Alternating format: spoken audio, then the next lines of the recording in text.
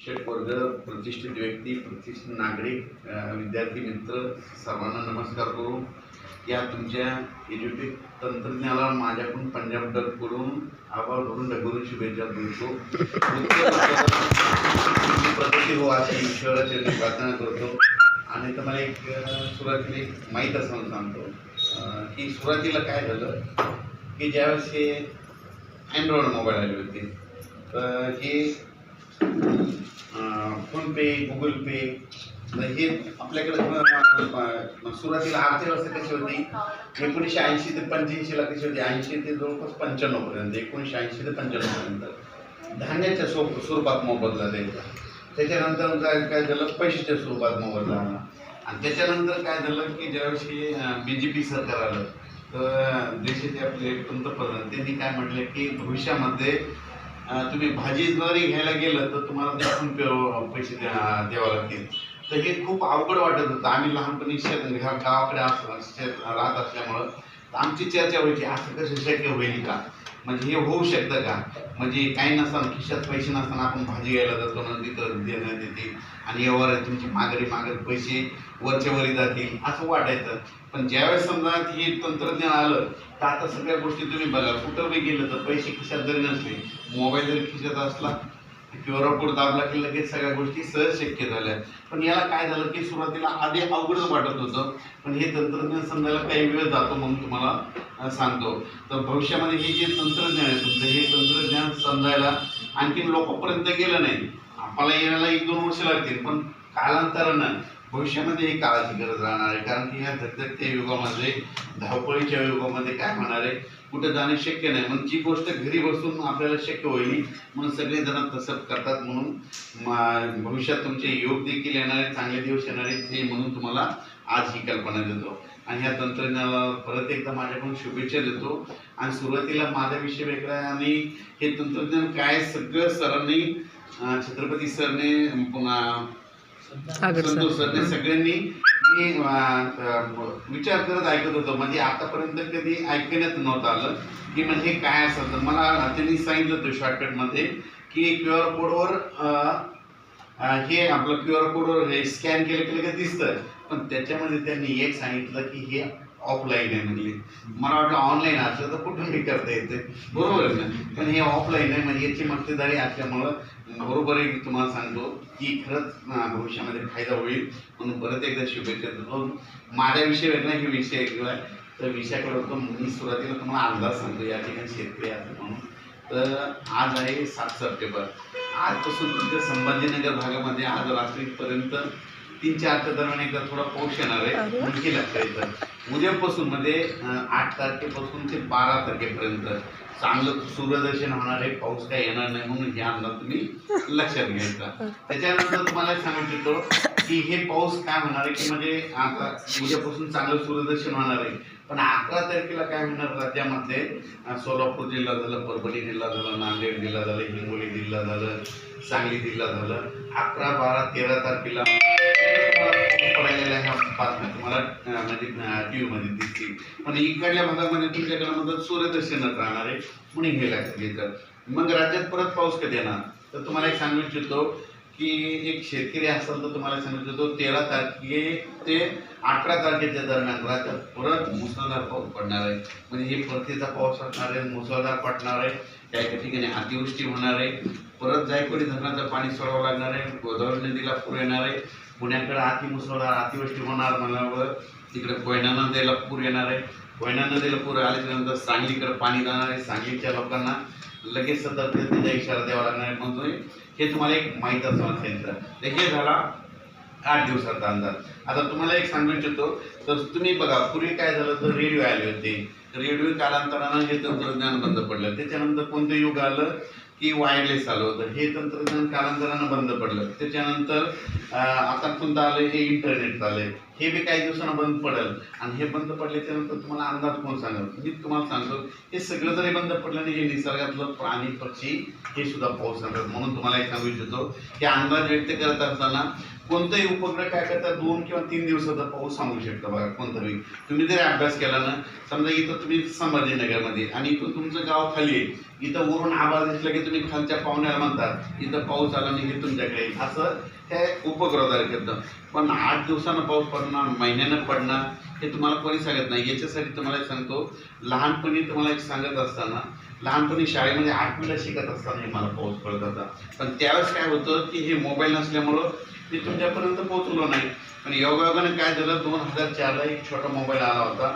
पण ते नोकियाचं, आता सरनं सांगितलं होतं, नोकियाच्या मोबाईलमध्ये मी टेक्स्ट मेसेज करायचो.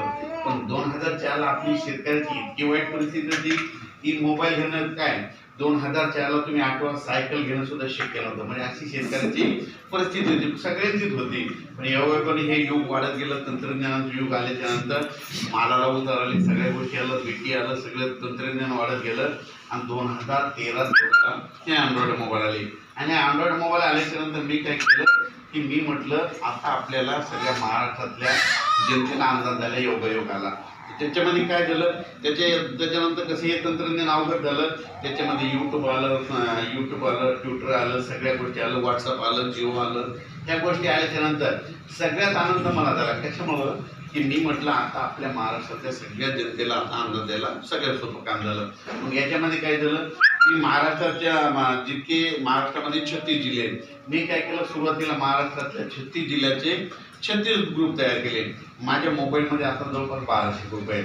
तर हे करत असताना मी काय केलं, महाराष्ट्रातल्या 36 जिल्ह्याचे 36 ग्रुप करत असताना संपूर्ण ग्रुप केले. पण तितकं समाधान झालं आहे. मग काय झालं, जर मध्य प्रदेशमधून पाऊस आला त्या विदर्भातल्या शेतकऱ्यासाठी मेसेज करण्यासाठी स्पेशल त्यांचे ग्रुप केले. विदर्भ, पूर्व विदर्भ, पश्चिम विदर्भ, दक्षिण महाराष्ट्र, उत्तर महाराष्ट्र, कोकणपट्टी, खानदेश असे वेगवेगळे भाव केले. मग हे केल्याच्या नंतर मी काय करत असतो की रात्री 2ला 3ला उठायचं. 3ला उठल्याच्या नंतर मेसेज टाईप करायचा, टाकून द्यायचा. आणि अवघ्या 3 मिनिटात तो मेसेज 10 लाख लोकांच्या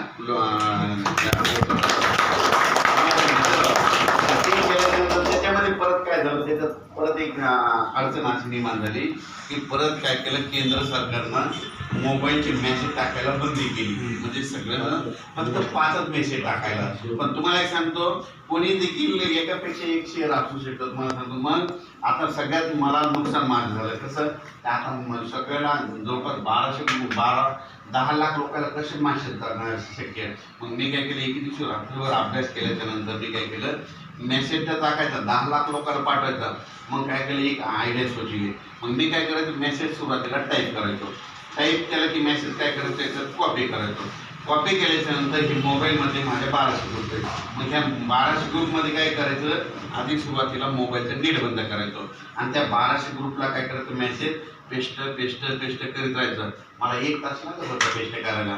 आणि लगेच पेस्ट सगळे 1200 झाले, एकदम नेट उघडायचं, 3 मिनिटात सगळ्यात काय झालं की अशा बऱ्याच इंटरनेटच्या ज्या ॲडव्हर्टाईजच्या ज्या कंपन्या आहेत बरं का, त्यांना ही गोष्ट सांगितल्यानंतर त्यांनी काय केलं, एक नगरला एक डिजिटल मीडिया म्हणून आहे, तर त्यांनी काय केलं, असे 100 असे लोक लावले बघा. म्हणजे 100 लोकांना कामात ठेवलं. आणि त्यांच्याजवळ त्या 100 जणांजवळ 3,000 मोबाईल दिले. किती? 3,000. त्यांच्याजवळ असे ते दररोजचे मोबाईल आहेत तेवढे की दररोज त्यांना तिथे मेसेज टाकायला तेवढे दिवसभर तेच काम. तर ते जवळपास 3 कोटी लोकांना असे मेसेज टाकले. म्हणून तुम्हाला एक माहीत असं म्हणून सांगतं तंत्रज्ञानाचा किती फायदा होतो. तर हे झालं. तर असं आता हे अंदाज सांगत असताना तुम्हाला सांगतो, आता हे पाऊस येणारे 11ला सोलापूर इकायला बघा सुरू होणार आहे. पण 13 ते 18 राज्यभर पडणार आहे. तुमच्या संभाजीनगर खूप पडणार आहे. आणि ह्या इथं तर पाणी देखील सांगणार. मग 16-17 तारखेसाठी देखील तुम्ही लक्षात घ्यायचं. पण त्याच्यानंतर 25, 26, 27 सप्टेंबरला एकदा पाऊस येणार आहे. 10, 11, 12, 13, 14 ऑक्टोबरला एकदा पाऊस येणार आहे. आणि 2 नोव्हेंबरला मात्र तुम्ही सगळेजण स्वेटर घातलेले दिसतील. म्हणून हे थंडीचा देखील अंदाज लक्षात घ्या. हे झाला 4 महिन्याचा. आता 2025. तर 2025 यावर्षी मी खूप पाऊस पडेल म्हणलो होतो. तर सगळ्या महाराष्ट्रात पाऊस पडला. आणि तुम्हाला सांगतो की सगळेजण तज्ज्ञ म्हणत होते की दुष्काळ पडेल. आणि तुम्हाला सांगितलं तुमच्या इकडे कन्नड बऱ्याच ठिकाणी असे ते शिवना ह्या प्रकल्प येतात, बरेच बोर्डे होते, पण मी घरी बसल्या सांगत होतो हे शिवना प्रकल्प भरणार आहे, हे भरणार आहे, आणि सगळे तळे भरतील हे मी घरी बसून सांगितलं होतं. तर तुम्हाला सांगतो इतका अभ्यास आहे. तुम्ही बघा, उन्हाळ्यात जर तुम्हाला हंडा भरून पाणी मागितलं ना तर कोणी देत नाही. तर मी म्हणजे उन्हाळ्यामध्ये सांगत होतो की हे तळं भरणार आहे, त्याचं पाणी सोडावं लागणार, ते भरावं लागणार, इतका अभ्यास आहे. तर हे 2025 यावर्षी खूप पाऊस पडणार आहे. 2026ला मात्र पाऊस कमी राहणार आहे, मात्र पिकं चांगली येणार आहे. 27-28ला खूप पडणार आहे, 2029ला कमी पडणार आहे. 30-31ला जास्त पडणार आहे, 2032ला कमी पडणार आहे.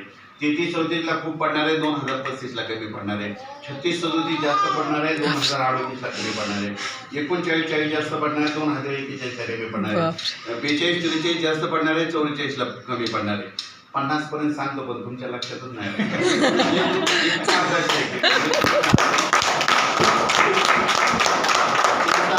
तुमचा मुलगा जर बाहेर पाठवला, त्याच्याजवळ मोबाईल नाही गेला, तर मी विचारलं तुमचा मुलगा कुठे गेलाय, तर तुम्ही म्हणतात नुसता बाहेर गेला, पण ते सांगू शकत नाही.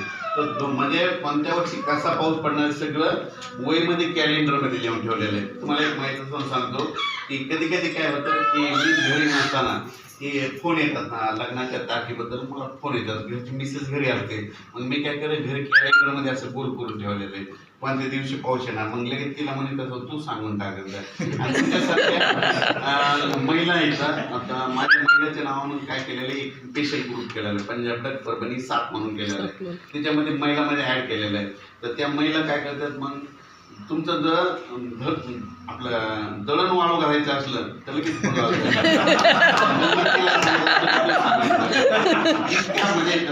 फायदा होतो. याच्यानंतर शेतकऱ्याला फायदा नाही. वीट भट्टीवाल्याचं कोटी रुपयाचं नुकसान होतं. वीट भट्टीवाल्याचं वाटतं तुम्हाला सांगतो, हे जे कूलरच्या कंपनी आहेत ना, तुम्हाला सांगतो की माझ्या घरी उन्हाळ्यामध्ये येतात, मग आम्ही कूलर खरेदी करावं का नाही, त्याचं प्रोडक्शन करावं का नाही. यावेळेस सुद्धा माझ्याकडे आले ते, मी केदारनाथला जातात, तर मला म्हणजे यावर्षी आम्हाला कूलरचे हे करायचे जास्त, तर करावं का नाही. मी म्हणलं बिलकुल करून टाका, यावर्षी गरमी खूप येणार आहे, म्हणजे गरमी येणार आहे, पुन्हा नंतर पाऊस येणार आहे. मग तुम्ही काय करा, 10 मेच्या आत तुम्ही तुमचे कूलर विकून टाका, पाऊस येणार म्हणजे सगळ्यांचाच फायदा आहे. म्हणजे सांगायचं झालं शेतकऱ्याचाच नाही, सगळ्याचाच. लहान म्हणजे श्रीमंतापासून गरीबापर्यंत पाऊस लागतो. तुम्हाला एक माहिती असं सांगितलं. तर हे सांगत असताना यापुढे म्हणतो पाऊस कधी कोणाला विचारत जाऊ नका. एक सोपं गणित सांगतो, पूर्व दिशेची ना, ही पूर्व दिशा आणि ही पश्चिम दिशा. दिवस मावळत असताना काय करायचं, पश्चिम दिशेला. आता यापुढे लक्षात द्यायचं, हे तुमच्याकडे असे मोबाईल आहेत बघा. पश्चिम दिशेला दिवस मावळत असताना काय होतं, तांबडा आभाळ होतं. आता यापुढे काय होणार आहे, तांबडा आभाळ झालं की त्याचा फोटो काढून ठेवायचा आणि आपल्या मित्राला म्हणायचं 3 दिवसाला पाऊस येणार आहे, म्हणून हे पाऊस यायचं कारण लक्षात. तुम्हाला बघायचं झालं तर तुम्ही काय करा, 13 तारखेला तुम्हाला 13 सप्टेंबरला आणि 12 सप्टेंबरला चांगलं तांबडा आभाळ होईल बघा. संपूर्ण महाराष्ट्रातच होणार आहे की मग तांबडा आभाळ झाला की त्याचा फोटो काढून ठेवा. आणि तुमच्या इथं झालं की तुम्ही म्हणायचं फोटो काढायचा म्हणजे आता 3 दिवसात संभाजीनगरला पाऊस पडणार आहे, म्हणून हे एक पाऊस यायचं कारण लक्षात येतं. त्याच्यानंतर आपल्या असे घरी लाईट असतात बघा, आपल्या घरच्या लाईटवर ट्यूबवर पावसाळ्यामध्ये किडे आले, पापड आले की आपण म्हणायचं 3 दिवसाला पाऊस येणार आहे, म्हणून हे एक पाऊस यायचं कारण लक्षात येतं. दररोज तुम्हाला सांगतो की निसर्गातले प्राणी पक्षी देखील पाऊस सांगतात, झाडच देखील अंदाज देतात. झाड कुठं पाऊस सांगाल का, तुम्हाला सांगतो रामफळ झाड कुठं. तुम्ही बघा यावर्षी तुमच्या रामफळाच्या झाडाला रामफळं नव्हती लागली, गेल्या वर्षी नव्हती लागली, आज 2 वर्षी खूप लागली होती, बरोबर आहे ना. रामफळाच्या झाडाला रामफळं नाही लागली, ते रामफळाच्या झाडामध्ये शेतकऱ्यांनो यावर्षी खूप पाऊस पडणार आहे, म्हणून हे अंदाज तुम्हाला रामफळाचं झाड देतात. आणि रामफळाला खूप रामफळं लागले की समजा ते दुष्काळ पडणार असा अंदाज ते रामफळाचं झाड देतात. त्याच्यानंतर आणखीन एक सोपं कारण सांगतो, तुमच्या घरी शेतामध्ये चिंचाचं झाड आहे, चिंचाच्या झाडाला खूप चिंचा लागल्या की चिंचाच्या झाडामध्ये शेतकऱ्यांना तुम्ही मालामाल होणार आहे, पीक चांगले येणार आहे असा अंदाज ते चिंचाचं झाड देखील देत आहे. पुन्हा एक सांगतो, एक झाड दुष्काळ पडणार म्हणून सांगतात.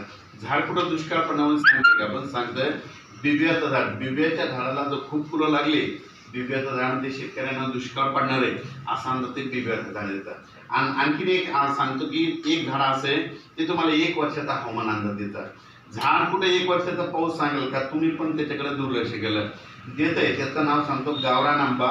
आपल्या शेतकऱ्याला 1 वर्षाचा पाऊस सांगतो. कसा सांगतो तुम्ही बघा, ज्या वर्षी तुमचा गावरान आंबा, बरं का दुसरं सरकारी नाही, गावरान आंबा पिकला आणि त्या गावरान आंब्याचा घरी तुम्ही आंबे आणून रस केला आणि त्या गावरान आंब्याचं कैऱ्याचं लोणचं तयार केलं की समजायचं दुष्काळ पडतो.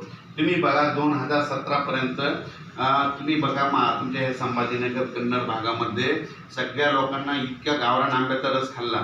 2017-18 पर्यंत तुम्हाला दुष्काळाचा सामना करावा लागला. पण 18च्या नंतर आठवा तुमच्या भागात गावरान आंब्याच्या झाडाला 18च्या नंतर आता फुलवराच लागला नाही. फुलवरा नाही म्हणजे आंबे नाही लागले. आंबे नाही म्हणून गावरान आंब्याचा रस नाही खाल्ला म्हणून पाऊस जास्त पडला. मग तुम्हाला अंदाज कोणी दिला? त्या गावरान आंब्यानं. म्हणजे यापुढे एक गोष्ट लक्षात घ्यायची, तुमचा आंबा पिकला गावरान आंबा हे समजायचं दुष्काळ पडतो असा अंदाज ते देतो. त्याच्यानंतर परत सांगतो, कधी कधी काय होतं असं उभं वारं सुटतं आणि जूनमध्ये उभं वारं सुटलं की काय होतं, तुम्हाला कोणता तज्ज्ञ पाऊस सांगत नाही. मग अशा वेळेस पाऊस कोणाला विचारायचा? यापुढे माझं म्हणणं आहे कोणाला विचारायचं नाही. एक सोपं करून सांगतो, उभं वारं सुटलं की जे झाडं असतात ना या झाडावर चिमण्या बसल्या जातात. त्या चिमण्या काय करतात, ज्या ज्या ठिकाणी माती आहे मातीमध्ये आंघोळ करतात, लोळतात. चिमण्यांना जर मातीनं आंघोळ करताना पाहिजे की 4 दिवसाला पाऊस येतो म्हणून हे एक पाऊशीचं कारण लक्षात. परत एक आता तुम्ही ज्या गावात राहता तुमच्या गावामध्ये कोणी गावात पण नाही जाणार, कोणी तुम्ही ज्या गावात राहतात तुमच्या गावामध्ये आता दीपावलीच्या अगोदर मंदिर आहे बघा, त्या मंदिरामध्ये तिथं काकड्याचं भजन चालू आहे बघा. आणि काकड्याच्या भजनाला असं लाऊडस्पीकर तुमच्या गावाचे भजन केले लावतात. तुमच्या गावच्या काकड्याच्या लाऊडस्पीकरच्या पहाटे 4च्या अभंगाचा आवाज बाजूच्या गावच्या लोकांना गेला सकाळी की त्यांनी म्हणायचं 3 दिवसात पाऊस येणार आहे म्हणून हे पाऊशीचं कारण. आणखीन परत सांगतो, योगाकडे तुमच्याकडे डोंगर आहेत म्हणून सांगतो, तुम्ही काय करतात घरून दररोज डोंगर बघतात, गच्चीहून डोंगर बघतात, टेरेसहून डोंगर बघतात. घरून दररोज तुम्ही डोंगर बघतात पण ते डोंगर तुम्हाला दररोज दूर दिसतात. पण त्या डोंगरावर एखादं मंदिर असलं तर ते तुम्हाला एरवी कधीच दिसत नाही. आणि योगायोगाने 24 तासात पाऊस येणार असला आणि तुम्ही घरून ते डोंगर बघितला आणि ते जर मंदिर तुम्हाला डोळ्यानं दिसू लागलं की आपण म्हणायचं 3 दिवसात पाऊस येणार आहे म्हणून हे एक पाऊस यायचं कारण लक्षात येतं. आणखीन एक सोपं कारण सांगतो की इथे डॉक्टर आहे पण ज्या माणसाला दम आहे बघा, दम्या असणाऱ्या माणसाला काय होतं, पावसाळ्यामध्ये आभाळ आलं तर दम्याच्या लोकांना त्रास होतो. मग आपले घरचे काय करतात, त्या दम्याच्या पेशंटला डॉक्टरकडे घेऊन जातात. मग डॉक्टर काय करतात, त्या दम्याच्या पेशंटला तपासलं आणि गोळ्या दिल्या की आपण म्हणायचं पेंडॉलचा पाऊस पडणार. डॉक्टरनं त्या दम्याच्या पेशंटला तपासलं तिथंच सलाईन लावून ठेवलं, तुमच्या वड्याला गुडघे इतकं पाणी येणार. त्या पेशंटला तपासलं आणि तिथंच ऍडमिट केलं 4 दिवस की तुमच्या पुलावून पाणी येणार. ऍडमिट केलं की आपण म्हणायचं 3 दिवसात खूप पाऊस पडणार आहे असा अंदाज तुम्हाला वाटलं. तुम्हाला तुमचे जर डॉक्टर एखादे दम्याचे स्पेशलिस्ट असतील ते विचारा की पाऊस येणार असला की किती पेशंट वाटतात, म्हणजे सगळ्यात सोपं. त्याच्यानंतर आपल्या घरचा लाकडी दरवाजा खिडकी आहे पाऊस सांगतात. हे कुठं खिडक्या दरवाजे पाऊस सांगतात का? पण सांगतात ऑगस्ट आणि सप्टेंबर महिन्यामध्ये तुमच्या घरचे दरवाजे लागणे गेले ते दरवाजे म्हणतात शेतकऱ्यांना 10 दिवसाचा सततधार पाऊस पडणार आहे असा अंदाज ते दरवाजे देतो. त्याच्यानंतर एक सोपं कारण सांगतो, 18 जूनला दुपारी 12 वाजता आकाशात वरती बघायचं, सूर्याला जर खळं दिसलं ना निसर्गामध्ये शेतकऱ्यांना दुष्काळाचं संकट आहे असा अंदाज तुम्हाला 18 जूनला दुपारी 12 वाजता निसर्ग देतो. त्याच्यानंतर हे झालं पाऊस येण्याचे कारण. आता तुम्हाला विजेबद्दल सांगतो. वीज म्हणजे कोणती? ही वीज नाही, आकाशातील. बरेच जण काय म्हणतात पायरो माणसं वीज पडते. माझी तुम्हाला विनंती आहे, महिला बिलकुल म्हणतात पायरो माणसं वीज पडते. पण यापुढे एक लक्षात घ्या, पायरो माणसं वीज कधीच पडत नाही. पण तुम्ही काय करता, त्या पायरो माणसाला तांब्याच्या कडे हातात घालतात. यापुढे तांब्याच्या कडे कुणी हातात घालत जाऊ नका. तांब्याच्या कडे तुम्ही हातात घातलं, बाहेर विजा कडकडायला लागल्या आणि तुम्ही बाहेर गेलं तर बिलकुल तुमच्या अंगावर वीज पडते. म्हणून विजा कडकडत असताना हातामध्ये तांब्याच्या कडं घालायचं नाही. आता या विजेबद्दल सविस्तर माहिती सांगतो. आता तुम्ही ज्या गावामध्ये बघा, तुम्ही तुमच्या गावामध्ये इतक्या विजा कडकडतात, तुमच्या गावात कडकडतात, सगळ्या गोष्टी होतात. पण विजा तुमच्या गावात पडत नाहीत आणि गावाच्या बाहेर 2 किलोमीटरने विजा पडतात. मग तुमच्या गावात विजा कोण आहे तर तुमच्या गावातल्या विजा वाचणार कोणी माहितीये का? तुमच्या गावातल्या विजा वाचणार तुमच्या गावात ते मंदिराचं कळस आहे बघा. वाट्यात वहीमध्ये लिहून ठेवा. भविष्यात जर तुमच्या गावात वीज पडली ना तुमच्या गावात त्या मंदिराच्या कळसा पडेल, कळस तुटून जाईल. पण तुमच्या बाजूच्या घराच्या शेजाऱ्याच्या घरावर कोणाच्या पडणार नाही. कशामुळं? ते कळस आहे हे कासा धातूचं आहे. म्हणून कासा धातू काय करतं, वीज उडवून घेतं, तिथं संपून टाकतं. तुम्ही आजींना विचारा, पूर्वी आपल्या घरी काशाच्या वाट्या होत्या, काशाच्या प्लेट होत्या. आपले पूर्वज काय करायचे, 1980-85ला अवकाळी पाऊस सुरू झाला की रात्री ती वाटी घ्यायची, अंगणात नेऊन टाकायची. रात्री ती वीज पडायची बी लक्षात बी येत नव्हती, जमिनीमध्ये संपून जायची. पण ज्यांच्या घडं ती वाटी नसायची म्हणते काय करायचे, लोखंडी पार घ्यायचे, अंगणात नेऊन टाकायचे. योगायोगाने वीज पडली तरी ती लक्षात येत नव्हती. पण योगायोगाने काय झालं, महाराष्ट्रामध्ये इतके मंदिर झाले मोठे मोठे. तुम्ही बघा, भविष्यात तुम्हाला पेपरला बातमी येते. आता हे जे पाऊस येणार आहे उद्याचा 13 सप्टेंबर ते 18 सप्टेंबर, तुम्हाला एखाद्या जर पेपरला बातमी येईल की युट्यूबला तर दिसत या मंदिरावर वीज पडली की त्याला कळ सुटला, अशा घटना भविष्यात घडणार आहे. आता या विजेबद्दल शॉर्टकटमध्ये सांगतो. आकाशातील वीज ही एक नैसर्गिक आपत्ती. या पृथ्वीचा पृष्ठभाग ऋणभारित असतो, वातावरण धनभारित असते आणि या वातावरणामधून सतत इलेक्ट्रॉन वाहतात. विजा नाही पडल्यानं पृथ्वी आणि वातावरणातील विद्युत समतोल 5 मिनिटात संपुष्टात येईल. म्हणून विजा पडणं चांगलं आहे पण विजा पडणं वाईट आहे. अगोदर चांगलं कसं आहे, विजा पडणं चांगलं कसं सांगतो की ज्यांच्याकडे समजा ऊस आहे, उन्हाळ्यामध्ये उन्हाळ्यामध्ये मे मध्ये जिथं पाऊस पडला, विजेच्या कडकडात ज्यांच्या ऊसाला पाऊस पडला त्यांच्या ऊसाला येणार, उतारा येणार. कशामुळं, त्या विजेच्या पावसामध्ये नायट्रेटचं प्रमाण असतं, म्हणून विजेचा पाऊस चांगला. विजेचा पाऊस वाईट कशामुळे, या विजा आपल्या शेतकऱ्याच्या मुलाच्या अंगावर पडतात, बैलावर पडतात, जनावर पडतात, म्हणून विजेचा पाऊस वाईट आहे. या विजा पडू नये म्हणून काय काळजी घेतात. माझी सगळ्याला विनंती, विजा कडकडत असताना आंब्याच्या झाडाखाली, लिंबाच्या झाडाखाली थांबत जाऊ नका. झाडावर 16% विजा पडतात. झाडावर कशामुळे वीज पडते, कारण की झाडाची मुळे जमिनीमध्ये पाण्यापर्यंत गेलेली असते. वीज काय करते, पाण्याला शोधते, आर्थिंगला शोधते. म्हणून विजा कडकडत असताना झाडाखाली थांबायचं नाही. विजा कडकडत असताना उंच नारळाच्या झाडाखाली उभं राहू नका, नारळाच्या झाडावर देखील वीज पडते. विजा कडकडत असताना गावातल्या पाण्याच्या टाकीखाली थांबू नका, पाण्याच्या टाकीवर देखील वीज पडते. मग पाण्याच्या टाकीवर कशामुळे पडते, कारण की तिथं पाणी असताना वीज काय करते, पाण्याला शोधत राहते, म्हणून हे लक्षात येतं. विजा कडकडत असताना तुमच्या घराच्या बाजूला मोबाईल टॉवर असतात, त्याला हात लावून उभं राहू नका. मोबाईल टॉवरवर देखील वीज पडते, पण तिथं विद्युत कंडक्टर असल्यामुळे ती वीज जमिनीमध्ये संपून जाते. नुसता आवाज आलेला तुम्हाला लक्षात येतं. विजा कडकडत असताना लोखंडी घराच्या बाजूला विद्युत पोल असतात, त्याच्या बाजूला हात लावून उभं राहू नका. विद्युत पोलवर वीज पडते, मग वीज तुमची कशी लक्षात येते की वीज एकदम जोरात वाजते आणि तुमच्या घरची लाईट एकदम फ्री पडते, म्हणून हे लक्षात येतं. विजा कडकडत असताना सगळ्यात सोपं, आपला जो मित्र आहे, आपला जो कामगार आहे, त्यांना म्हणायचं सरळ घरी जा आणि स्वतःचा जीव वाचवा. आणि तुम्हाला सांगतो, विजा कडकडत असताना आपल्या घरच्या उंच टेरेसवर गच्चीवर जाऊन उभा राहू नका. उंच ठिकाणी वीज काय होते, थोडी आकर्षित जाते, लक्षात येतं. विजा कडकडत असताना स्विमिंग टँकमध्ये पोहोच जाऊ नका. काय होतं, तळ्यामध्ये जवळपास 28% विजा पडतात. तळ्यामध्ये कशामुळे पडतात, तिथं पाणी असतं, वीज काय करते, सगळ्यात महत्त्वाचं पाण्याला शोधते. म्हणून स्विमिंग टँक किंवा तळ्यामध्ये पोहोच जाऊ नका. सगळ्यात सोपं, विजा कडकडायला लागले की आपलं घर जवळ करायचं आणि स्वतःचा जीव वाचायचा. हे झालं विजेबद्दल. तर या ठिकाणी सांगण्यासारखं खूप आहे, पण परत सरला म्हण की परत एखादा मोठा कार्यक्रम असला तर तिथं सगळ्या गोष्टी सांगितल्या जातील.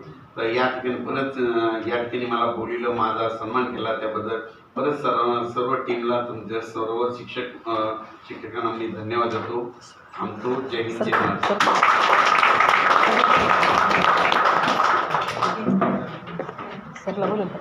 काही शिक्षकांनी 1-2 प्रश्न